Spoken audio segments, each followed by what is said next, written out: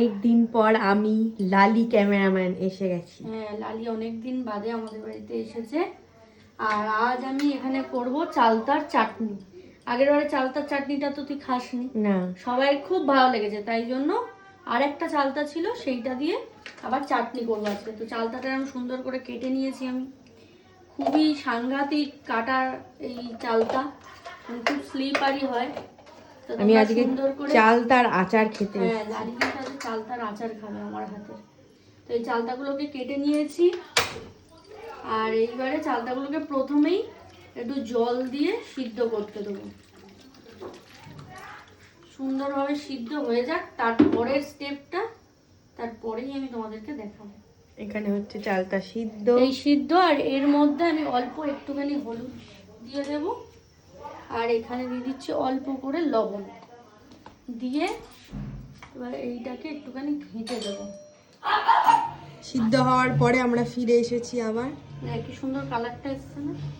এইবারে এইগুলোকে নোড়া দিয়ে একটু ধেতে নিতে হয়। বাট আমি আর নোড়া নতুন হ্যাক না, নতুন হ্যাক। এ মা ভরকে চলে যাচ্ছে।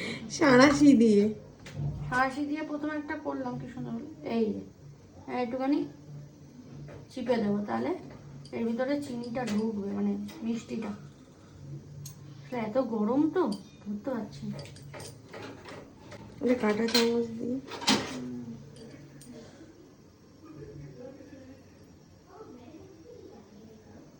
এই সাঁড়াশির অবস্থাও ঢিলে, শোচনীয়। এই যে এইগুলোকে একটু সাঁড়াশি দিয়ে একটুখানি থেঁতলে নিতে হবে, কিংবা ওই নোড়া দিয়ে একটুখানি থেঁতে নিলেও হয়। তো সবকিছু রেডি করে রেখে দিয়েছি আমরা এখানে। আর কড়া বসিয়ে দিয়ে, পুটু কড়াই রান্না হচ্ছে, পুটু কড়া বসিয়ে দিয়ে এবার এই কড়ার মধ্যে দিয়ে দিচ্ছে একটু সর্ষের তেল। বেশি করেই সর্ষের তেল দিয়েছি, মোটামুটি আন্দাজ অনুযায়ী, পরিমাণ অনুযায়ী আর কি। এবার এর মধ্যে দেবো হচ্ছে শুকনো লঙ্কা দিলাম। আর এর মধ্যে দেবো হচ্ছে কালো কি বলে সর্ষে, কালো সর্ষে দিয়ে দিয়েছি। এবারে এর মধ্যে আমার থেঁতে রাখা যেগুলো দিয়ে দেবো, চালতাগুলো দিয়ে দেবো। দিয়ে এবার একটু ভালো করে ভেজে নেবো। চালতা ভাজা একটু ভালো করে ভেজে নিই। তারপর এর মধ্যে কি কি মশলা দেওয়া হয় দেখাচ্ছি।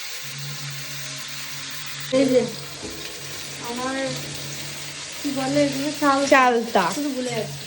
চালতাগুলো ভালো করে ভেজে নিয়েছি। এবারে আমি চিনি দেবো না, বদলে দেবো হচ্ছে বাতাসা।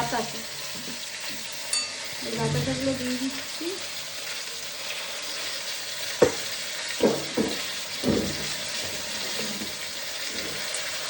অল্প করেই আমি বাতাসা দিই,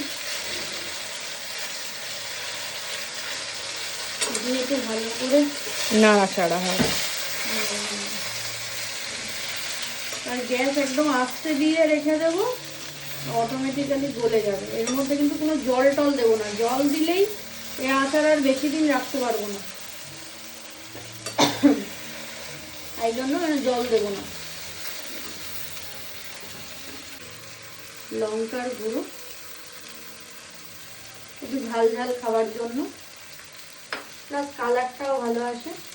আর এতে দেবো হচ্ছে একটু জিরে গুঁড়ো।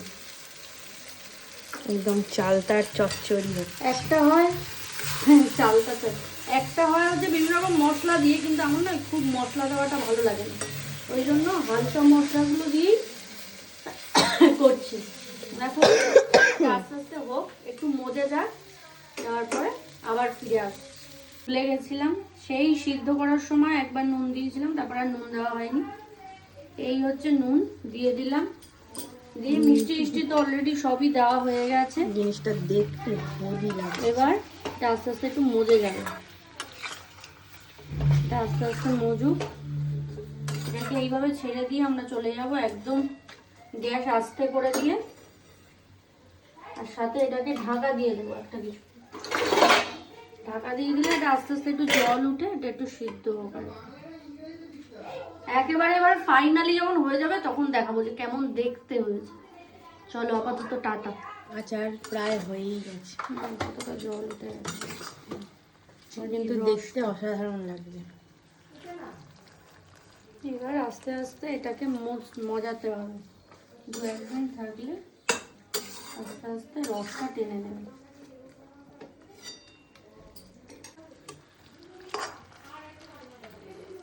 এই হয়ে আছে প্রায়। এইবারে এটা আর একটুখানি বাদে নামিয়ে নেব।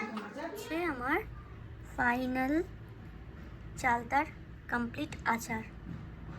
কেমন লাগছে দেখতে জানিও, খেতে তো দারুণ হয়েছে। পারলে তোমরা একবার এই প্রসেসে ট্রাই করো, আর ট্রাই করার পর অবশ্যই আমাকে জানিও যে এই প্রসেসে করে তোমাদের কেমন লাগলো খেতে এই চালতার আচার।